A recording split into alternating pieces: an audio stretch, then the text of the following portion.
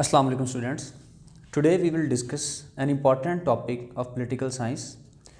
आज का हमारा टॉपिक है जॉन लॉक, जो कि पॉलिटिकल साइंस में बड़ा एक इम्पॉर्टेंट क्वेश्चन है।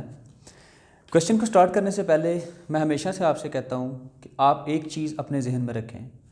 Whenever you are going to prepare something, try to prepare it in a critical manner. Critical manner का तरीका मैं पहले भी कई दफ़ा बता चुका हूँ कि जब भी आप कोई चीज़ क्वेश्चन तैयार करें, थोड़ा सा उसका बैकग्राउंड अपने जहन में बना लें, ताकि आपको वो क्वेश्चन जो है पेपर के अंदर ना सिर्फ ये कि आपको एक्स्ट्रा मार्क्स देगा, बल्कि आपकी लेंथ में भी इसमें इंक्रीज़ करेगा। और दूसरा ये है कि जो आपकी राइटिंग है उसके अंदर एक बहुत ज़्यादा मैच्योर आउटलुक और मैच्योर जो है उसका एक जो ग्लिम्स है वो नज़र आएगी। तो शुरू करते हैं आज के टॉपिक को, जॉन लॉक को। अच्छा, इसका सबसे पहले मैं आपको बैकग्राउंड थोड़ा सा डिस्कस कर लूँ। इससे पिछला जो फ़िलासफ़र है जो कि थॉमस हॉब्स है, और जिसके साथ इसका अक्सर कंपैरिजन भी आया करता है। थॉमस हॉब्स का जो पीरियड था, बेसिकली ये तीन लोग थे, एक थॉमस हॉब्स, एक जॉन लॉक और एक आगे रूसो। ये तीनों जो हैं ये मॉडर्न सोशल कॉन्ट्रैक्ट जो है इसके ये जो है पायनियर समझे जाते हैं, ये मॉडर्न डेमोक्रेटिक सिस्टम के। और इन्होंने स्टेप बाय स्टेप जो है बेसिकली इसके अंदर जो था एक एवोल्यूशनरी प्रोसेस के ज़रिए अपनी थीरीज़ पेश की। तीनों के कॉन्सेप्ट्स हैं। अगर हम हॉब्स को इसके कंपैरिजन में डिस्कस करते हैं तो थॉमस हॉब्स का जो पीरियड था basically that was a period of war. उस वक्त स्पेन जो था, स्पेनिश आर्मेडा एक फ्लीट्स था, वो हमला कर रहा था बरतानिया के ऊपर और हर तरफ आवाम में खौफ राज था। तो थॉमस हॉब्स की जो थ्योरी है बेसिकली, अगर आप उसका राइटर का माइंडसेट चेक करें तो वो फियर के ऊपर बेस करता है। उसकी अपनी कोटेशन थी कि I and fear were born twins, क्योंकि उस वक्त जंग लगने वाली थी, लेकिन खुशकिस्मती से वो जो फ्लीट था वो समुंदर में तूफ़ान की वजह से तबाह हो गया और बरतानिया जो है बड़ी तबाही से बच गया। जबकि जॉन लॉक जो है बेसिकली, इसको पढ़ने से पहले हम सबसे पहले इसका बैकग्राउंड देखते हैं कि राइटर का बैकग्राउंड क्या था। ये 1632 में पैदा हुआ है इंग्लैंड के अंदर, सॉमरसेट शायर जो कि नॉर्दर्न इंग्लैंड जो है उसका बेसिकली एक एरिया है, उसके अंदर ये पैदा हुआ था। और इसका जो बेसिकली बैकग्राउंड है, उस वक्त जो बरतानिया के अगर हम हालात पे गौर करें तो उस वक्त जो था पार्लियामेंट और मोनार्की यानी बादशाहत और पार्लियामेंट के दरमियान बहुत ज़्यादा टसल जारी थी। उस वक्त सिविल वॉर का पीरियड था। और जो था मोनार्की के अंदर अगर हम डिस्कस करें तो 1649 में चार्ल्स वन को फांसी दे दी गई थी। अब उस फांसी के बाद ओलिवर क्रॉमवेल एक आदमी है जिसने बादशाह के ख़िलाफ़ जंग लड़ी। सिविल वॉर में जो एंटी रॉयल ग्रुप था उसको लीड करने के बाद इसने क्या किया कि कॉमनवेल्थ की बुनियाद रखी। अब जॉन लॉक जो था बेसिकली, इसने जो हालात देखे, इसके पीछे बैकग्राउंड के अंदर पार्लियामेंट और मोनार्की के दरमियान टसल चल रही थी। इसको मुल्क के अंदर से इसको एग्ज़ाइल भी किया गया, एग्ज़ाइल में भी रहना पड़ा, हॉलैंड में जाना पड़ा, फ्रांस में जाना पड़ा। लेकिन अगर हम इसकी लाइफ का थोड़ा सा लाइफ हिस्ट्री से वाले से डिस्कस करें और इसकी अप्रोच जो है बेसिकली, तो उसको हम जब डिस्कस करेंगे तो इसलिए जब हम इसकी अगली नेक्स्ट थीरीज़ पढ़ेंगे तो हमारे जहन में वो आइडियाज़ होंगे कि इसकी बेसिकली जो थीरीज़ हैं वो किस चीज़ से इन्फ्लुएंस थी। सबसे पहले हम डिस्कस करते हैं कि इसका जो बाप था बेसिकली वो पार्लियामेंट्री आर्मी यानी जो बादशाह के ख़िलाफ़ आर्मी लड़ी थी उसके अंदर शामिल था। फिर इसके बाद जो था शुरू में जॉन लॉक ख़ुद जो था वो रॉयल काज का यानी बादशाह का सपोर्टर था। फिर इसके बाद जो है वो पार्लियामेंट्री साइड पे चला गया और उसके बाद जो है उसको जो है फील्ड मार्शल बना दिया गया रेबल फोर्सेस में, यानी पार्लियामेंट्री साइड जो थी उसके अंदर रेबल फोर्सेस का उसको इंचार्ज बनाया गया। लेकिन हालात फिर चेंज हुए और उसने जो था वो क्रॉमवेल जो था उसके अपोनेंट चला गया, दोबारा उसके ख़िलाफ़ हो गया और इस वजह से इसने क्रॉमवेल का जो ओवरथ्रो हुआ, क्रॉमवेल को जो है 1658 में छोड़ना पड़ा, यानी इंग्लैंड के अंदर से उसको बेदखल होना पड़ा, उसकी डेथ हो गई थी। तो उसके ओवरथ्रो के अंदर भी इसका जो था बेसिकली रोल था। और दोबारा से जो मोनार्की है इंग्लैंड के अंदर, बादशाहत जो है रिस्टोर होती है 1660 में।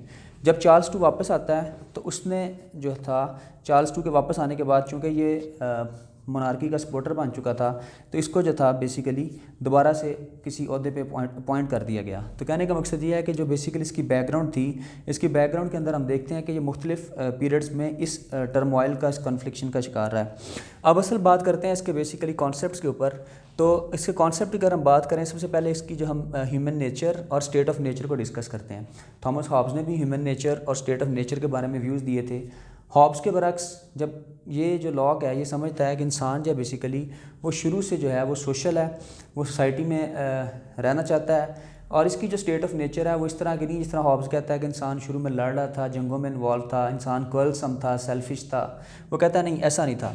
बेसिकली जो इंसान की पहले स्टेट ऑफ नेचर थी वो all man are naturally in a state of equality and people are born free, इसका कहना है कि शुरू से इंसान था वो इक्वालिटी में पैदा होता है और फ्री पैदा होता है। जो प्री पॉलिटिकल स्टेज थी इसकी, वो प्री सोशल स्टेज नहीं थी। कहने का मकसद ये है, कहता है कि जब इंसान पैदा हुआ, अगरचे सियासी जो निज़ाम है वो अभी तक कायम नहीं था हो चुका, इस्टेब्लिश नहीं था हो सका, लेकिन उसके बावजूद जो था सोशल निज़ाम वहाँ पे कायम था। लोग सोसाइटी में रह रहे थे, सोसाइटी पहले से एग्जिस्ट करती थी, अगरचे कोई स्टेट ऑफ गवर्नमेंट या स्टेट का जो कॉन्सेप्ट था वो अभी तक प्रॉपर तरीके से जो ग्रो नहीं कर सका था, लेकिन उसके बावजूद इसने जो क्वालिटीज़ दी हैं, हॉब्स के खिलाफ ये कहता है कि तमाम लोग जो हैं बेसिकली बॉर्न में इक्वल होते हैं। और उसके बाद जो है जो प्री पॉलिटिकल स्टेज है, अभी सियासी निज़ाम के बनने से पहले जो इंसान शुरू में जिस तरह रहता था वो सोशल स्टेज थी। लोग सोसाइटी में डिवाइडेड थे और सोसाइटी के अंदर अच्छे तरीके से मूव कर रहे थे। अब इसकी अगर हम बात करते हैं इसी स्टेट ऑफ नेचर के ऊपर, तो सबसे पहले इसकी क्या क्या कैरेक्टरिस्टिक्स हमारे सामने आती हैं। सबसे पहले ये कहता है जी कि state of nature was pre political but not pre social stage, no political authority, लेकिन उसके अंदर कोई पॉलिटिकल अथॉरिटी नहीं थी, सोसाइटी बन चुकी थी। फिर कहता है कि अंडर नेचुरल लॉ, लोग जो थे बेसिकली एक नेचुरल लॉ फॉलो कर रहे थे। नेचर ने इंसान को सिखा दिया हुआ था कि तमाम लोग जो हैं बराबर हैं, इक्वल हैं, और बेसिकली वो सारे के सारे जो हैं बेसिकली नेचुरल रूल्स को फॉलो करते थे। कोई किसी की जो प्रॉपर्टी है, कोई किसी का मालो जान जो है उसके ऊपर हाथ नहीं था डालता, लोग एक पुरअमन तरीके से ज़िंदगी गुजार रहे थे। जबकि हॉब्स कहता है कि लोग लड़ रहे थे, आपस में जंग में इन्वॉल्व थे। फिर ये कहता है कि not a state of war but of peace and goodwill. And number 4 ये कहता है कि इक्वालिटी इन पर्सनल लिबर्टी, शख्सी आज़ादी के तौर पे सारे इक्वल थे। जो नेचुरल रिसोर्सेज थे स्टेट ऑफ नेचर के अंदर, यानी फितरी हालत के अंदर, सारे इंसान जो थे नेचर के रिसोर्सेज को एंजॉय करते थे। फिर ये कहता है कि सिविल सोसाइटी वहाँ पे मौजूद थी और there was serious inconvenience, absence of established law. Inconvenience ये थी कि कोई लॉ इस्टेब्लिश नहीं था, कोई निज़ाम नहीं था ऐसा पॉलिटिकल सिस्टम जिसके तहत जो लोग अपनी ज़िंदगी गुजार सकें। इसलिए फिर लोगों को फ़ील हुआ कि हमने क्या करना है, कोई ऐसा सिस्टम फॉर्म करना है जिसकी मदद से हम जो है अपनी ज़िंदगी को अच्छे तरीके से गुजार सकें। फिर ये कहता है कि वहाँ पे कोई जुडिशरी का सिस्टम नहीं था, कोई सज़ा जज़ा का कॉन्सेप्ट नहीं था, तो इसलिए जो बेसिकली सिस्टम अभी पॉलिटिकल फॉर्म नहीं था हो सका, लेकिन सोसाइटी जो थी वो एग्जिस्ट करती थी।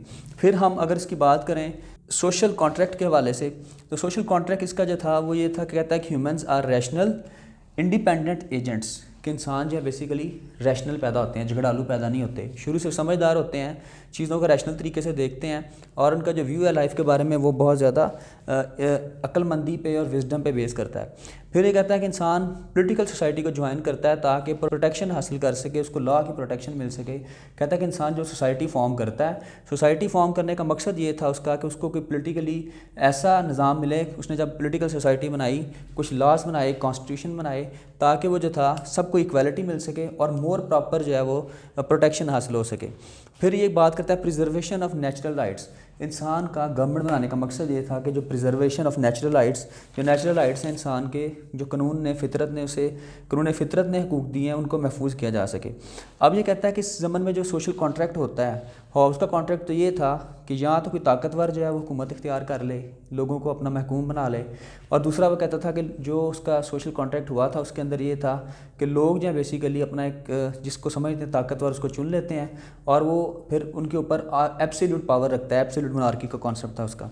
जबकि इसका जो नेचर ऑफ कॉन्ट्रैक्ट वो इस तरह से है कि पहला कॉन्ट्रैक्ट बनेगा स्टेट बनाने के लिए, पहले लोग मिलके आपस में स्टेट बनाएंगे। स्टेट से मुराद ये है कि तय कर लेंगे कि हमने इस रियासत का ये रकबा, यानी वो जोग्राफिकल फीचर होगा स्टेट का तयन करने के बाद। और जो सेकंड कॉन्ट्रैक्ट होगा वो किसके दरमियान होगा, वो गवर्नमेंट बनाने के लिए होगा। लोग मिलके फिर एक सेकंड कॉन्ट्रैक्ट करेंगे आपस में, चंद लोगों को जो अपना रूलर चुन लेंगे। और फिर contract was specific not general, ये ख़ास स्पेसिफिक कॉन्ट्रैक्ट होगा, जनरल नहीं होगा, उसमें कोई एब्सोल्यूट सॉवरन नहीं है। अच्छा, यहाँ पे एब्सोल्यूट सॉवरन इसलिए इसने लफ्ज़ इस्तेमाल किया कि हॉब्स की तरह वो ये नहीं कहता कि जो रूलर बनेगा, जो सॉवरन बनेगा वो ऑल इन ऑल पावरफुल होगा, वो एग्जेम्प्टेड होगा हर पनिशमेंट से, हर लॉ से। जबकि ये कहता है कि नहीं, जो वहाँ पे सॉवरन बन रहा है उसके अंदर जो है बेसिकली वो रिस्पॉन्सिबल है, लोगों के सामने वो जो है उनके राइट्स को प्रोटेक्ट करने के लिए लोगों ने चुना है, तो ज़ाहिर बात है उसके पास उसको जिम्मेदारियाँ पूरी करनी होगी।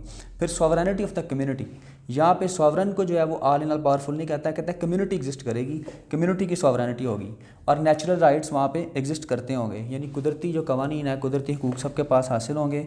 यूनानिमस कॉन्ट्रैक्ट होगा इसका, और इर्रिवोकेबल कॉन्ट्रैक्ट। इर्रिवोकेबल क्या है, इसको दोबारा से कैंसिल नहीं किया जा सकता। लोग जब चुन लेते हैं अपनी गवर्नमेंट तो उनके पास ये राइट नहीं कि उसको बार बार फिर वो चेंज कर लें, तो वो जो है ये कॉन्ट्रैक्ट लोगों ने दे दिया है, अपनी पावर तफवीज़ कर दी है, तो वो जो है बेसिकली वो स्टैंड करेगी एज इट इज़।